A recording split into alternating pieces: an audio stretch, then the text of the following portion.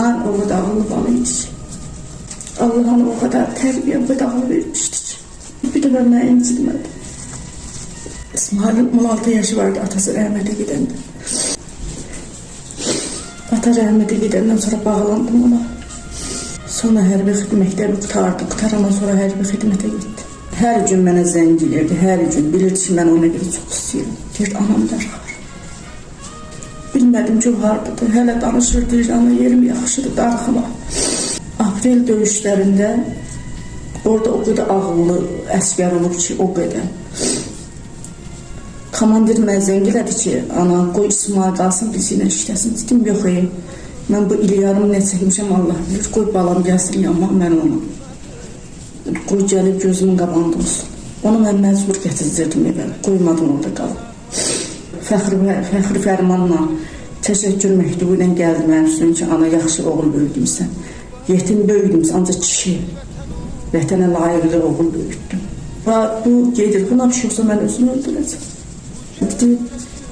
O gelməsin, bu gelməsin və kim geçsin vətəni qoysun. Bir dənə olub nədir? Qardaşının ahırda bir yedisi də qarşı, oxtiyarın yedisi qarşı. Bir də deyil, özüzdən mağat olur, anadan mağat versin. Həmişə də evə gələndə bir də mahnısı vardı o. Gəl boyuna qurban, ay vətənim. Daima oxutdururdu, işdə də, evdə də, hər yerdə. Girmay valla, bundan başqa sənin mahnı yoxdur. Mən İbrahimov Əfsanə Kanal 8 yayının Cənub bölgə müxbiri. Bu günləri mətbuatımıza və Kanal 8 yayının izləyicilərinə Neftçala şəhidi olan Şəhid Süleymanov İsmail Kamaloğlu haqqında məlumat verəcəm. Şəhidimiz Süleymanov İsmail Kamaloğlu 1997-ci il aprelin 19-u Neftçala rayonunun 2-ci Qaralı kəndində anadan olub. Orta təhsilini 2-ci Qaralı kəndinin tam orta məktəbində almışdır. 2020-ci il sentyabr ayının 27-sində Azərbaycan Silahlı Qüvvələri tərəfindən Ermənistanın işğal altında olan ərazilərini azad edilməsi və Azərbaycan ərazi bütövlüyünü bərpa olunması üçün başlanan Vətən müharibəsi zamanı 29 sentyabr hərbi səfərbərliyə çağırılaraq Vətən müharibəsində iştirak etmişdir. İsmail Süleymanov Cəbrayıl rayonunun azad olunması uğrunda gedən döyüşlərdə şəhidlik zirvəsinə ucalmışdır. 10 oktyabr 2020-ci il doğulduğu Neftçala rayonunun 2-ci Qaralı kəndinə nərşi gətirilərək dəfn olunmuşdur.